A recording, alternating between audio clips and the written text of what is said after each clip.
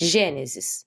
A criação e o encontro entre almas. Nos vídeos anteriores, falei sobre as questões corriqueiras de como a energia influencia os seres viventes, quais são os corpos que possuímos e exemplos de como transformamos a nós mesmos para que possamos nos tornar seres completos. Neste, estarei trazendo um estudo simplificado sobre a Gênesis e algumas explicações de como chegamos ao patamar que vivemos hoje. Quais desafios estão inseridos para que possamos voltar a viver como antes de nossa própria queda? Este vídeo se tornou um pouco extenso, pois não era possível trazer um assunto de tamanha complexidade sem algumas observações e exemplos. Caso surja dúvidas, deixem os questionamentos nos comentários. Procurarei responder da melhor forma.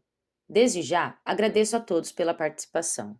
Se observarmos Gênesis, capítulo 1 e 2, encontraremos certa diferenciação nos textos.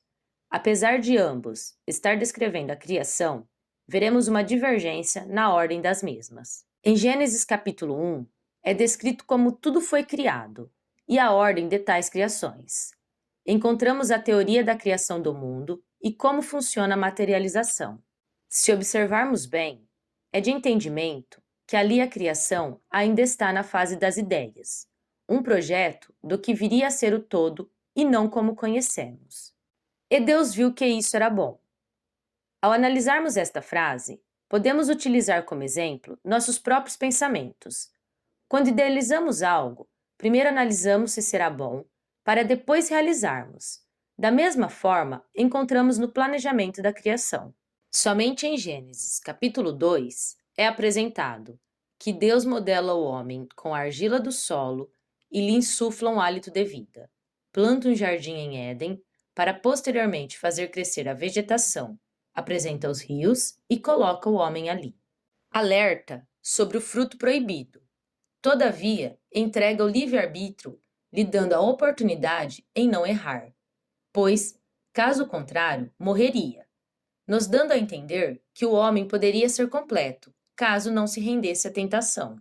Somente depois, modela também do solo os animais e os entrega ao homem. Como o homem sozinho não encontrou uma parceira que correspondesse a seus anseios, e para que não se sentisse só, Deus retira da essência deste uma parte e faz outro, para então lhe ser sua companhia. Tudo isto ainda em espírito e não material. Deixando claro que em Gênesis capítulo 1, homem e mulher já haviam sido criados. Assim, não estou me referindo ao que muitos pensam sobre almas ou chamas gêmeas. Todos os seres possuem sua própria vida e alma.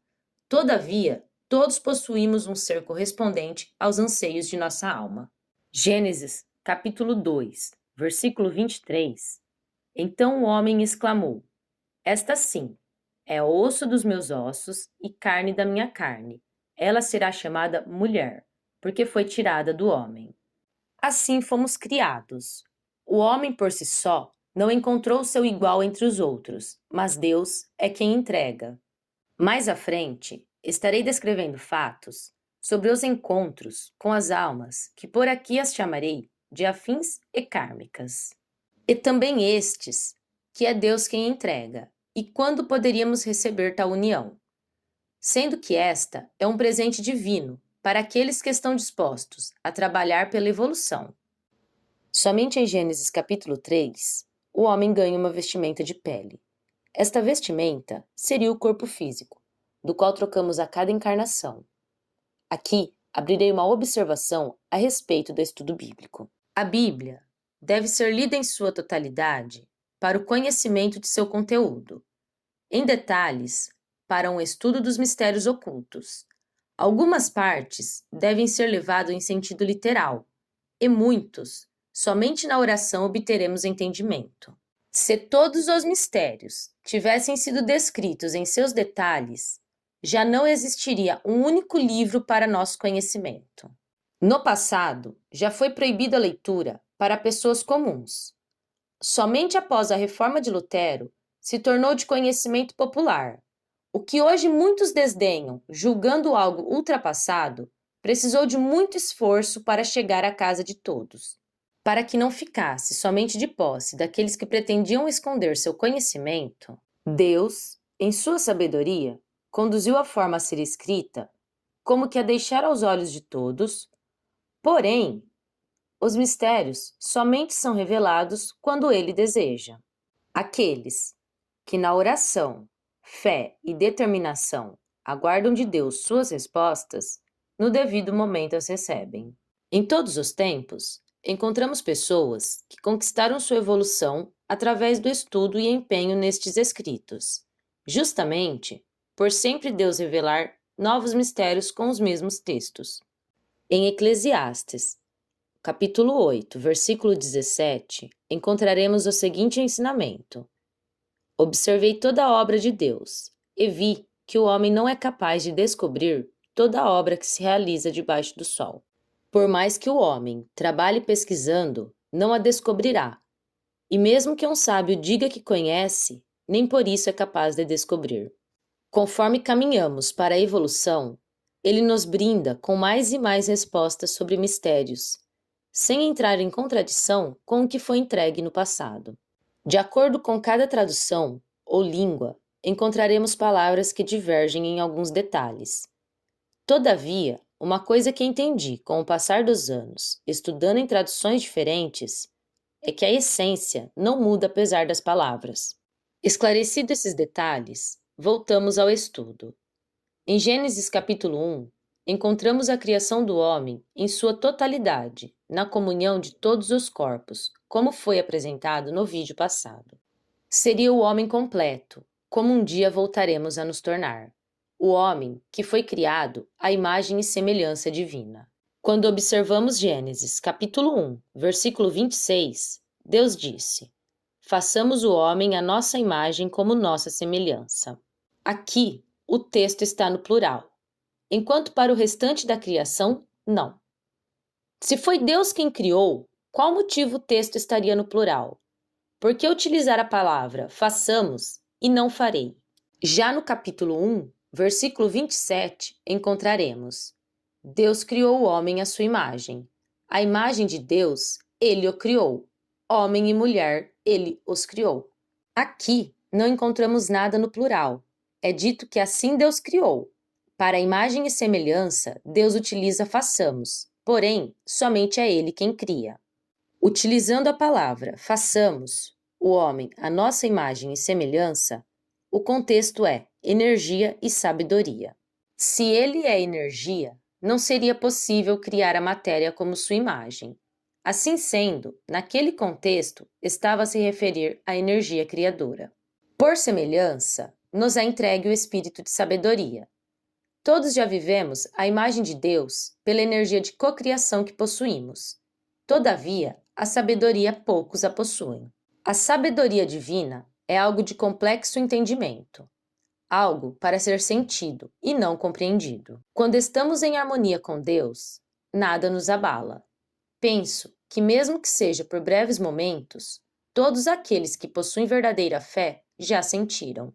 Em Provérbios, capítulo 8, versículo 22 a 33, encontramos a descrição sobre a criação da sabedoria. Todavia, poderão constar por vocês mesmos que a sabedoria não é para os que buscam explicações, e sim para os que estão dispostos a sentir a presença de Deus. Yahvé me criou. Primícias de sua obra, de seus feitos mais antigos.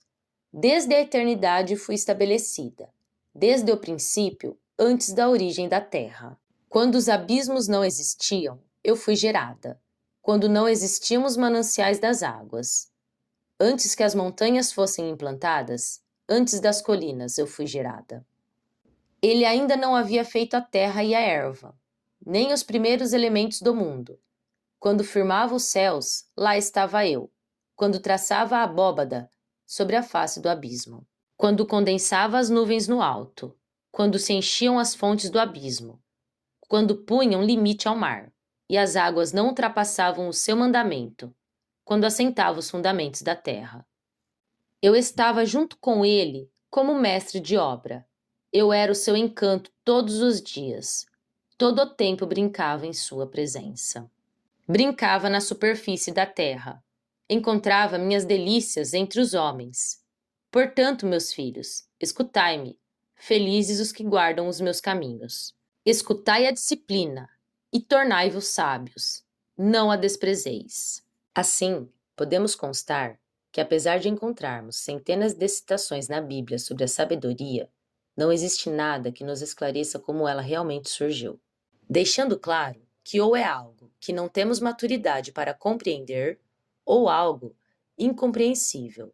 Somente é declarado em diversas passagens que sobre esta somente Deus a entrega a quem pede e tem por merecimento receber. Creio que, por ser tão importante, ele dá ou retira para que nós, criaturas, não queiramos competir sob hipótese alguma com o Criador, um presente de Deus para aqueles que o amam e respeitam seus mandamentos. Sendo assim, Deus consiste da energia criadora e da sabedoria inesgotável, único ser completo. Ele por si já se basta. Nós precisamos de Deus, ele não precisa de nós. Nós, criaturas, somos partes subdivididas. Além de termos nossos corpos em divisão, por conta da dureza de nossos corações, nosso ser ainda consiste em dois polos energéticos: energia positiva e negativa, formando dois polos que se completam, repouso e movimento, energia criadora e a receptiva. No taoísmo, encontramos a teoria de Yin e Yang, feminino e masculino. Independente da cultura ou sociedade, todos voltam ao mesmo início, pois assim fomos criados, homem e mulher. Quando me refiro a homem e mulher, não estou me referindo a corpo carnal. Este, usamos do qual temos necessidade de acordo com cada encarnação. Digo sobre o polo que somos possuidores em nossa essência espiritual. Contudo, todos somos possuidores de ambos os polos. Porém, sempre em porcentagem desigual. Um sempre terá certa predominância sobre o outro. Todavia, apesar de não possuirmos em equilíbrio, é necessário que aprendamos a nos equilibrar com o que possuímos, para que a evolução aconteça. Este é o maior motivo de ser Deus quem nos entrega o último corpo na caminhada da evolução.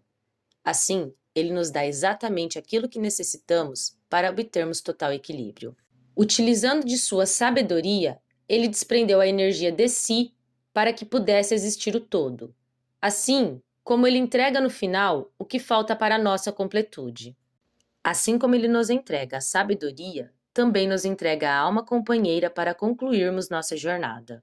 Quando Jesus é questionado sobre o divórcio, segundo a lei de Moisés, eis a resposta, Mateus, capítulo 19, versículo 3 a 9. Alguns fariseus se aproximaram dele, querendo pô-lo à prova, e perguntaram: é lícito repudiar a própria mulher por qualquer motivo?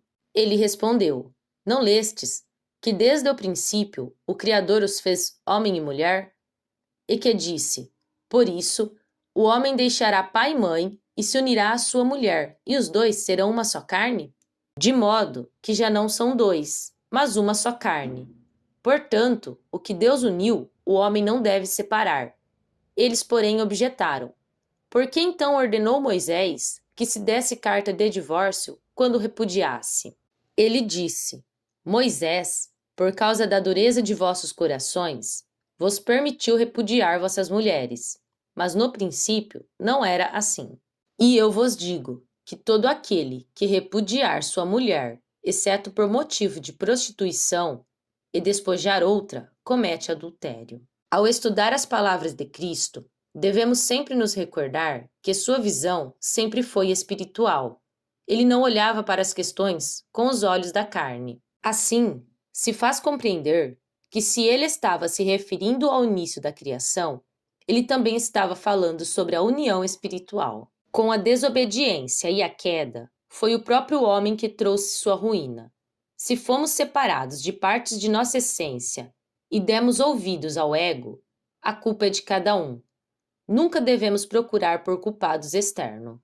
Precisamos ter em mente que os textos que se referem à criação é somente um curto relato para que pudéssemos compreender que também somos responsáveis por tudo que criamos. Deus criou o homem em sua totalidade, lhe entregou tudo do que necessitava para a sua felicidade. Foi o próprio homem quem preferiu a perdição do que a salvação. Por isso agora, quando sofremos, não podemos culpar a Deus pela dor que causamos a nós mesmos. Temos a necessidade de humildemente implorar por perdão pelos pecados que cometemos durante os milênios desde a nossa criação. Nenhuma alma que aqui vive foi criada ontem. Não podemos esquecer que um dia para Deus equivale a 1000 anos nosso. Para Deus, os pecados que cometemos há 1000 anos ocorreu ontem. Por conta deste motivo, quando estamos em sofrimento, pensamos que Deus demora para agir a nosso favor. Deus não tarda no cumprimento de suas promessas, nem em trazer consolação ao aflito, somente que as coisas do ponto de vista de quem está encarnado é diferente de quem habita o espiritual. Assim, se faz necessário a paciência, jamais nos esquecendo que quem causou a própria queda foi cada um. Deus somente nos entrega o galardão de acordo com o nosso merecimento. Ao homem foi entregue o paraíso, mas a teimosia trouxe a necessidade das coisas densas. Se hoje vivemos em um mundo de dor e lamentação, devemos a nós mesmos. Se quisermos viver em um mundo bom, teremos de percorrer de volta todo o caminho que deixamos para trás. Apocalipse, capítulo 21, versículo 4, é descrito: Ele enxugará toda lágrima dos seus olhos, pois nunca mais haverá morte, nem luto, nem clamor e nem dor haverá mais. Sim, as coisas antigas se foram. Esta é a nova terra que temos como promessa. Somente temos a necessidade em perseverar no amor ao próximo, na justiça e caridade, sem julgamentos para com os que não concordam com nossa opinião, em um ato de amor ao próximo, ter amor para conosco, pois já nos foi dito, não julgueis para não serdes julgados. A queda do primeiro casal faz alusão ao pecado que todos carregamos. O desejo em possuir livre-arbítrio para fazer o que bem entendemos, a liberdade desmedida e a desobediência perante os mandamentos divinos. Como exemplo de Adão e Eva, que desobedeceram ao provar do fruto proibido, pelo fato que queriam ser como Deus. Também encontramos a maldição da serpente, que por maldade e malícia trouxe ao homem a ganância. Corpos mais densos foram criados para que pudesse, através da vida material, com o trabalho e dedicação, nos tornar merecedores daquilo que de uma forma simples poderíamos ter. Aqueles que optam por uma vida simples em retidão a Deus, não sente tanto os percalços ou as faltas daquilo que alguns julgam necessário. Com o passar do tempo e a era digital se fazendo mais presente, mais marketing é utilizado para fazer com que acreditemos que necessitamos de coisas que jamais precisaríamos. Mais e mais, as pessoas desprendem anos a fim para conquistar coisas que somente levará o espírito à perdição, e raramente se questionam se estão no caminho errado. Em um desespero desenfreado em buscar conquistar somente para provar que conquistou, por vezes, pais nem vê os filhos crescerem, pois dedicaram a vida toda trabalhando somente para possuir algo que poderia ter vivido sem. Todavia, a essência familiar, o aconchego, educação, o amor fraternal nem sequer existe. Quando se depara, são vários estranhos dividindo o mesmo teto. Chegando ao final da vida, sentindo o arrependimento do tempo que jogou fora, querendo voltar e já não tendo mais tempo, mais uma encarnação desperdiçada, mais karma adquirido. A mudança é individual, a vitória é individual. Aos que caminham conosco, somente podemos dar o exemplo. Nada além disso pode ser feito para ajudar outra pessoa. Ao contrário do que fomos levados a acreditar sobre o casamento, não é o que parece. A palavra diz que o que Deus uniu, o homem não deve separar. Todavia, com a queda, homem e mulher se separou, e cada um seguiu sua evolução. O texto de Adão diz que ele conheceu a Eva 2 vezes. Isso não quer dizer que eles só tiveram relação 2 vezes. E sim, estava mostrando o quanto de tempo levou para que se unissem novamente. Com a palavra conheceu, o texto está se referindo que Adão reconheceu ser Eva sua mulher por direito, em um sentido de que as almas se reconheceram. Ao se conhecerem em vidas diferentes, precisou de uma reconexão. A primeira foi na queda. Ao se perderem por conta do ego, cada um seguiu seu caminho de evolução. Quando ambos estavam prontos, Deus novamente os apresentou, então se uniram definidamente. Quando é dito sobre a duração da vida dele, está se referindo ao período de encarnações que ele levou para expurgar seus pecados e se purificar para a total elevação. Quando existe a união pela alma, os filhos deste casal não são somente pelo sangue, mas também do próprio espírito. Se observarmos os filhos que Adão e Eva tiveram, Caim mata Abel e traz ruína para a própria vida. Por não ser um casal purificado, seus descendentes também não podem receber uma criação pura. Todavia, quando o casal já está novamente em comunhão com Deus, em Gênesis, capítulo 5, versículo 3, é descrito que Adão gerou um filho à sua semelhança como a sua imagem. Este era um filho que vinha da essência da alma deste casal, deixando de ser somente um encontro carnal e passando a ser ligado também em espírito. É justamente dessa união que Jesus diz não poder haver separação. Deus não uniu essas duas essências através da matéria, e sim da alma. Quando a união ocorre na matéria, é porque ambos têm merecimento para tal. Não podendo nos esquecer das palavras de Cristo: a César o que é de César, e a Deus o que é de Deus. Pessoas que se unem através de interesse, Deus não aprova a união.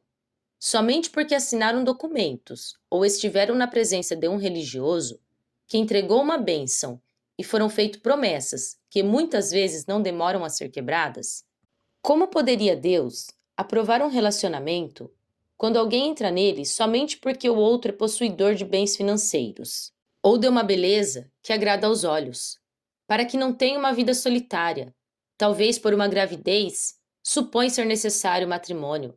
Estes não são motivos para Deus. Somente o amor puro é aprovado por Deus. Tudo que Deus presenteia aos seres humanos vem do espiritual. Deus não segue as leis dos homens, e sim as próprias, que são imutáveis. Assim como também não é permitido que ninguém afaste aqueles que Deus uniu. Pessoas que causam a discórdia entre casais estão fazendo o mesmo que no passado a serpente fez ao enganar Eva, e igualmente receberá sua maldição. Todavia, essas uniões ainda são raras. Como vivemos sob as leis dos homens e não as de Deus, o homem, na sua arrogância, prefere as coisas materiais do que as do espírito. Em muitos casos, mesmo quando é apresentado por Deus qual união deveria ocorrer, o homem foge, em busca de prazer, renegando e ferindo a alma parceira. Todavia, quando essas uniões se concretizam, é porque aqueles que Deus une já estão prontos ou a união existe para o cumprimento de uma missão divina. Somente ocorrendo quando existe uma verdadeira compreensão sobre amor e respeito. Todavia, como existe o livre-arbítrio, ainda assim pode ocorrer mais uma queda do casal. Por ego, muitos acabam se perdendo novamente. Durante o percurso na Terra, as almas percorrem juntas outros tantos caminhos de união. Exemplos: pais e filhos, netos, amigos, profissionalmente, religiosamente. De diversas formas somos testados no amor e lealdade. Quando ocorre a união, e mesmo assim o ego fala mais alto e existe a traição, o percurso acaba por se tornar mais longo e doloroso para ambas as partes. Neste caso, havendo um retrocesso na evolução. Como citado em um dos vídeos, existem técnicas que utilizam para atrair coisas e também pessoas. Tem sido muito comum encontrar materiais com o sentido de como atrair a alma gêmea, chama gêmea, como fazer para uma pessoa não tirar você do pensamento, rituais de magia que utilizam para atrair ou afastar pessoas. E isto valendo para relacionamentos afetivos ou não. Volto a dizer, antes de sair tentando materializar qualquer coisa, pensa com cautela, pois as leis de Deus não é assim que funciona. Atraia a sabedoria, o amor divino, busque o conhecimento. Tentar atrair uma pessoa só fará ferir almas. Essas receitas prontas não são provenientes de Deus, e sim das trevas. Ao invés de atrair o que você está tentando, você só fará afastar e acabará por se aproximar de espíritos obsessores, enviando trevas à pessoa que julga amar. Se você ama uma pessoa e quer ela ao seu lado, utiliza das palavras e da verdade. Jamais tente se comunicar com o campo mental de outra pessoa de uma forma forçosa. Manipular, forçar uma mente, é comparativo a você estar fazendo o mesmo ato de uma forma violenta ao corpo deste. Se mesmo você oferecendo seu amor a uma pessoa, ela não aceitar, entregue seu amor a Deus, que tudo sabe e tudo vê. Utilizar do campo energético de uma pessoa para conquistar o intento é imoral e você estará retirando o livre-arbítrio desta. Com certeza, trará consequências gravíssimas. Ninguém quer ser obrigado a ficar em um relacionamento forçado. Além disso, quando alguém se coloca no lugar de atrair uma pessoa, nem ao menos se questionou se aquilo é da vontade de Deus, muito menos se aquela pessoa lhe fará feliz ou se está destinada a caminhar ao seu lado. Contudo, se você sente que alguém fez algo deste tipo para você, a única saída é muita oração, fé e ter certeza de quais são seus desejos e suas vontades. A única forma que existe de se afastar de uma manipulação energética ou mental é saber quem você realmente é. Se conseguir saber de qual pessoa está vindo, é de vital importância se afastar da pessoa, tanto física quanto mentalmente. Pensar em outras coisas, focar no trabalho, estudo, ouvir músicas, ocupar a mente de todas as formas que você puder. Sim, eu já sofri manipulação energética e mental. E posso garantir, isso pode tirar a vida de uma pessoa se ela não souber exatamente quem ela é e quais seus reais objetivos. Isto adoece o corpo físico e retira toda a alegria de viver. Eu soube, desde o momento que minhas respostas chegaram, de onde vinha a manipulação que estava sofrendo. Pois, há um certo tempo, certas pessoas e situações vinham sempre à minha mente. Eu já estava fazendo um caminho de me libertar de dores que certas situações haviam me causado. Todavia, por eu já estar afastada fisicamente das pessoas há muitos anos, imaginava não haver nenhuma ligação com elas. Pensava ser questões minhas, que eu precisava resolver. Jamais imaginei que era influência energética. A partir do momento que obtive entendimento, precisei limpar a energia e pensamentos. E foi muito difícil diferenciar o que era meu do que era externo. Eu sabia que tinham me feito mal, mas não imaginava que continuavam fazendo. Pensava que o mal que tinham me causado era o erro de uma pessoa comum. Contudo, era uma maldade proposital. Quem estava me manipulando fazia por maldade e queria sim destruir minha vida. E quase conseguiu. Tive de reaprender absolutamente todas as coisas das quais eu gostava e o que não era meu e já estava impregnado. Podendo dizer que quase precisei renascer novamente. Foi algo doloroso e muito difícil. Espero que nenhum de vocês passem por isso. Todavia, se acontecer, estes são os conselhos que posso dar, pois foi exatamente as coisas que precisei fazer e ainda hoje faço. Apesar de ter obtido minhas respostas, já fazem 9 meses, ainda preciso ficar atenta às energias e pensamentos que sei que não me pertence, mas tenta me influenciar. Nunca renuncie às suas convicções por nenhum tipo de manipulação externa, nem pensamentos que você sabe que jamais teria. Se sente que tem algo estranho acontecendo com você, ore a Deus e peça por respostas.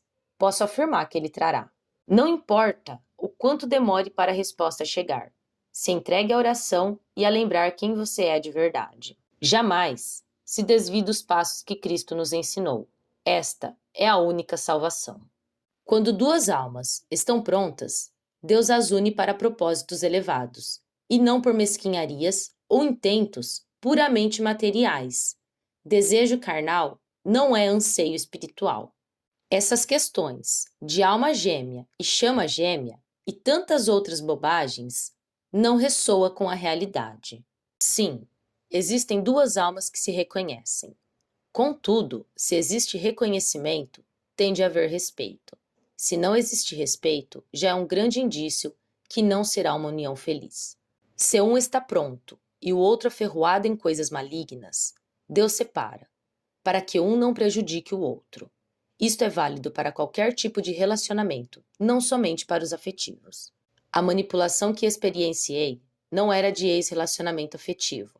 Todavia, meus mentores pediram que eu trouxesse estes exemplos de materialização que estão em destaque. E como exemplo, expusesse minha experiência, pois na prática é tudo a mesma coisa. Manipulação é manipulação, não importa se é física ou mental. Se tem alguém mexendo com forças ocultas, pode acreditar, Deus não se faz presente naquele meio.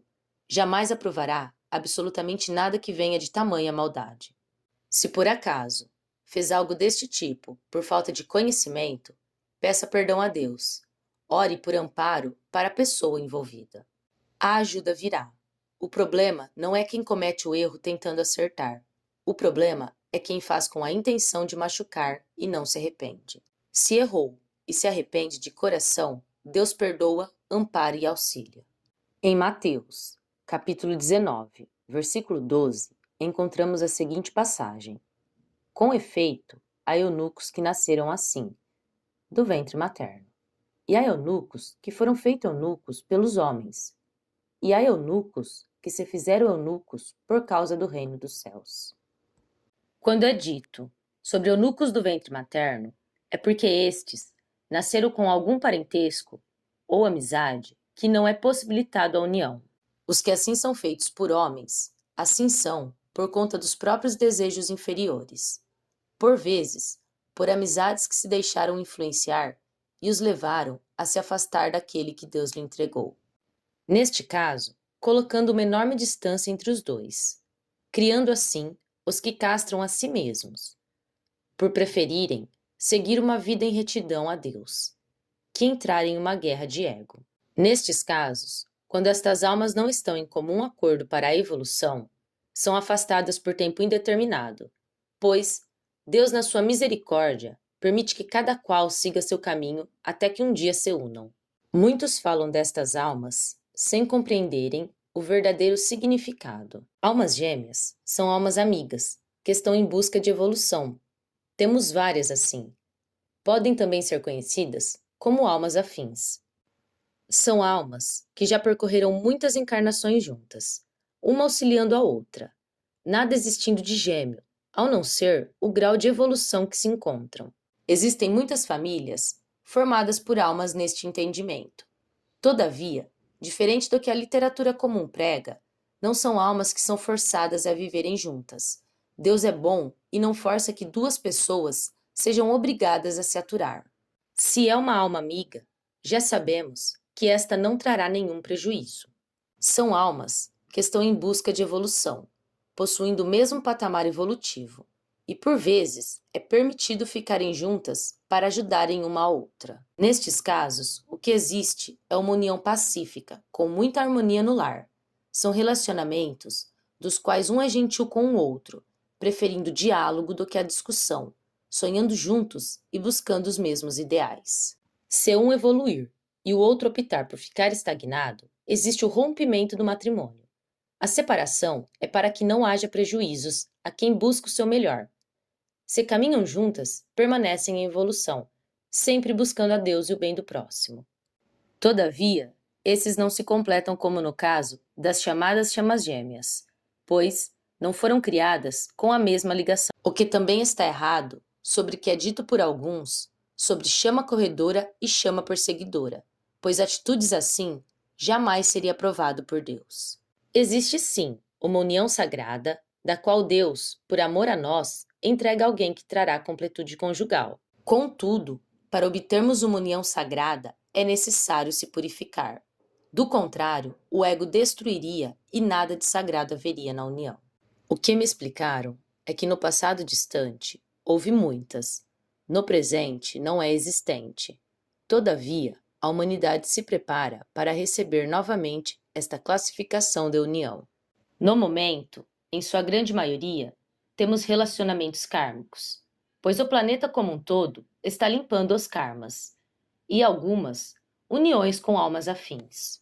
Para existir tal união, é necessário limpeza dos karmas em outros relacionamentos afetivos e intenções nobres. No passado, muitos já se machucaram por conta destas uniões. Pelo abuso de relacionamentos baseados na autoridade masculina, muitas mulheres e filhos não foram respeitados, trazendo atraso para a sociedade em geral. Agora, com a purificação que está iniciando no planeta, muitos espíritos com propósitos elevados se comprometeram a voltar para corrigir o passado. Com intenção em um amor purificado, ajudar na evolução planetária através do amor familiar. Todavia, muitas das que se comprometeram antes da encarnação já se perderam e não conseguirão conquistar as famílias prometidas por Deus. Independente de quem está ou não destinado a ajudar na restauração familiar planetária, com almas amigas ou almas destinadas, todos devemos buscar a evolução sem intenções ocultas. Deus sonda os corações e não presenteia quem tem intenções ocultas. Estas famílias, em nenhum dos casos, pode ser comparado a um relacionamento kármico. Uma união kármica é recheada de dores e desconfiança, para que assim possam superar as próprias necessidades. Normalmente, quem está preso em relacionamento kármico é porque ainda não aprendeu a lição de respeito a si ou ao próximo. Karma é dívida que exige pagamento, necessitando da devida resignação para caminhar rumo à evolução. Todavia, resignação não é conformismo. É necessário sempre querer melhorar um relacionamento e se aperfeiçoar como ser humano. Em muitos casos, o grande obstáculo a superar é o desapego. Muitos que estão pagando karmas familiares vêm de ciclo vicioso dos quais não conseguem desapegar. Apesar de dor e sofrimento, muitas vezes humilhação, a pessoa está presa mentalmente a um cônjuge que não faz nada de bom por ela, inferiorizando como espírito e trazendo regressão no campo espiritual, sendo uma espécie de castigo por um ato errado do passado. Estão juntas por questões que devem ser trabalhadas para poder evoluir. Contudo, ninguém deve se acostumar a dor e sofrimento. Quem passa por ciclo vicioso em relacionamento deve buscar o entendimento do motivo pelo qual suporta algo que não evolui, e se perguntar se quer mesmo ficar preso ou deixar a vida fluir. Relacionamentos abusivos, com agressões verbais ou físicas, não leva ninguém à evolução. Se está preso, é porque permitiu se deixar prender. Nos casos que conseguem evoluir juntos, saem do karma e entram em bênçãos. Caso um avance e o outro estagne, também existe o rompimento. Se vai durar 1 ano ou 10 vidas, depende de quão enrijecida cada qual está. Quando digo que existe a separação, é com ou sem o consentimento de todas as pessoas envolvidas. Muitos casos, o casal está tão acostumado à dor que a espiritualidade precisa interferir para poder romper a união. Quando falamos de espiritualidade, não podemos ignorar que Deus conhece o oculto e o escondido. Existem muitos casos que, se não tem uma intervenção, muitos acabam por cometer atos contra a vida do outro. E muitos são casos que infelizmente acontecem. Absolutamente ninguém pode prender a evolução de um espírito entregue ao amor universal, e pensar que consegue salvar alguém também é tolice. A cada um, segundo as suas obras. A união de corpos, ligados através do amor de alma, não é algo para trazer dor, e sim amor e companheirismo. Todavia, aquele que está em amor com Deus já está completo, não sente falta nem necessidade em uma parceria específica. Quando me explicaram esta passagem, levantei alguns questionamentos. Dentre alguns exemplos, foi citado um espírito que não foi capaz de atingir sua evolução no devido tempo em que era necessário, incapaz de sentir o amor, vivendo há milênios, preso em inveja, dentre outros sentimentos, que o levou a se endurecer. Está em uma encarnação que poderia lhe ser uma bênção. Foi entregue todas as ferramentas e suporte espiritual para acolher o amor de Cristo. Todavia, foi incapaz de elevar seus sentimentos e não conseguiu tomar as decisões corretas. Por estar preso à densidade material, será encaminhado para o próximo expurgo planetário, sendo que com este já será o quarto de sua existência. Com o meu questionamento, foi dito que sua alma companheira já evoluiu há milhares de milênios. E um dia, em um futuro distante, quando estiver pronto, ela irá retornar até ele para que possam ser unidos através do amor conjugal. Nesta encarnação, iria provar do amor de uma alma amiga, caso tivesse optado pelas coisas elevadas. Contudo, Com todas as oportunidades batendo em sua porta, uma a uma foi negando durante anos, praticando a maldade e prejudicando outros casais. Veio com a missão de ajudar outras famílias, com as lições que já era para ter aprendido. Obteve apoio espiritual e pessoas amorosas foram postas em seu caminho. Todavia, um a um, esta pessoa afastou, se densificando ainda mais no ego. Sua alma companheira continua sua evolução em outro planeta. Tem o conhecimento e sabedoria para compreender que aquele se entregou a seu próprio ego, não buscando sua evolução. Deus jamais desampara um espírito que busca sua própria evolução. Não nos obriga a entregar o amor e a lealdade, mas distribui em generosidade para aqueles que aprenderam a amar. Um dia, através da dor e na falta de encontrar o amor, compreenderá o longo processo do qual necessitou passar para aprender o respeito ao próximo. Até lá, sempre haverá como que um abismo entre eles. A mais evoluída não sentirá os desejos do que está em meio às trevas. Todavia, o que anda na dor sentirá sua rejeição, pois ainda não aprendeu o que é amar. Quando dizem que almas ou chamas gêmeas evoluem juntas e passam por dores e tormentos, são questões do próprio ego que faz aqueles assim acreditar. Um até pode auxiliar o outro, porém, jamais Deus permite a união por pensamentos mesquinhos e mundanos, ao menos não aqueles que não mereçam um parceiro mesquinho e mundano. A união de almas é bênção divina e não dívida, muito menos castigo de Deus. Compartilhar a vida com uma alma amiga ou companheira é somente para aqueles que estão dispostos a viver uma vida em união pacífica. Deus nos criou ignorantes, para que pelas nossas próprias capacidades possamos evoluir. Escolher o caminho da dor ou do amor é uma opção individual. Este, o grande motivo de amar a Deus sobre todas as coisas. Pensar que outra pessoa trará sua felicidade e entregar sua vida nas mãos de alguém, esta provavelmente irá te ferir. Agradeço por ficarem até aqui. No próximo vídeo, trarei o último dessa série falando sobre energia. Se gostou, deixe seu like e se inscreva e ative o sininho para receber as notificações de novos vídeos.